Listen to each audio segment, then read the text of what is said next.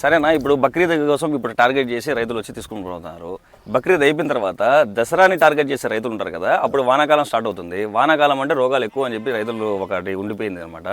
So దానికి ఏ విధంగా జాగ్రత్తలు తీసుకుంటే రైతు ఎవరు సక్సెస్ అవుతాడు? చూడండి, ఇప్పుడు మనం బక్రీద్ తర్వాత దసరాకి టార్గెట్ చేసేవాళ్ళు, బక్రీద్ జూన్లో అయిపోతుంది. అవును. సో వర్షాలు స్టార్ట్ అవ్వకుండా మూమెంట్లో ఉంటుంది. అవును. సో అలాంటి మూమెంట్లో మీరు పొట్టేలు పిల్లలు తీసుకొని ఒకటే ఒక వ్యాక్సిన్, దాని పేరు హెచ్ఎస్, హెమరేజిక్ సెప్టిసిమియా.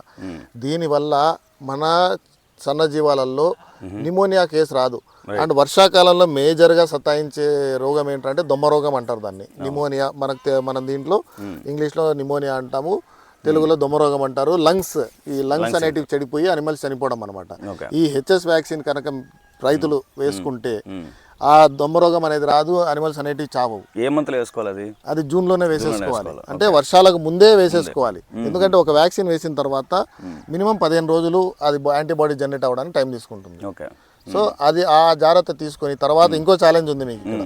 బ్లూటంగ్ అనే వ్యాధి కూడా ఒకటి వచ్చి బాగా సతాయిస్తుంది జీవాలలో.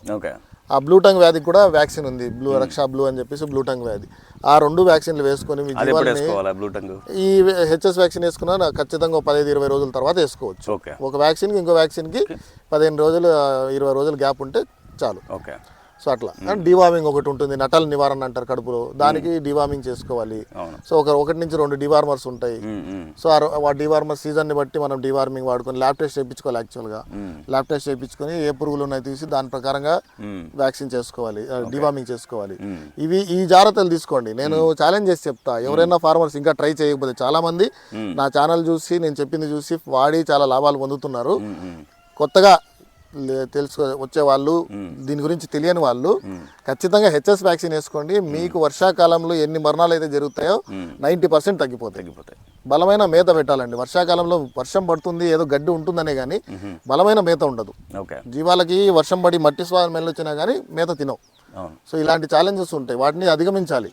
వర్షాకాలానికి ఒకవేళ తుఫాను పట్టుకుంటే ఎండుమేత అనేది కలెక్ట్ చేసుకొని మీరు ఎండుమేత కలెక్ట్ చేసుకుని ఎండుమేతని కూడా కడుపు నిండా, ఒకవేళ వర్షం పడి బయటికి వెళ్ళలేని పరిస్థితి ఉంటే ఎండుమేతతో కడుపు నింపాలి. వాటిది దానా పెట్టాలి, బలంగా పెరగాలి జీవాలు బలంగా. ఎందుకంటే వర్షాకాలంలో చలి ఎక్కువ ఉంటుంది కాబట్టి చలి నుంచి తప్పించుకోవడానికి మనమంటే స్వెటర్లు అవి వేసుకుంటాం, వాటికి అట్లా లేదు కదా, షెడ్ ఎంతసేపు. మిగతా టైం అంతా బయట, వర్షం వస్తే వర్షంలో తడుస్తూ ఉంటాయి. బలం కావాలి వాటికి. బలం కావాలి అంటే కాల్షియం, మల్టీవిటమిన్ సిరప్స్ మీకు ఏం చేస్తాయంటే ఎండాకాలంలో వడదెబ్బ నుంచి కాపాడితే, చలికాలంలో చలి నుంచి కూడా కాపాడుతాయి. అంటే రోగనిరోధక శక్తిని పెంచుతాయి అనమాట. దాంతోపాటు మనం ప్రొటెక్షన్ అనేది ఇవ్వాలి, మంచి బలమైన ఆహారం ఇవ్వాలి.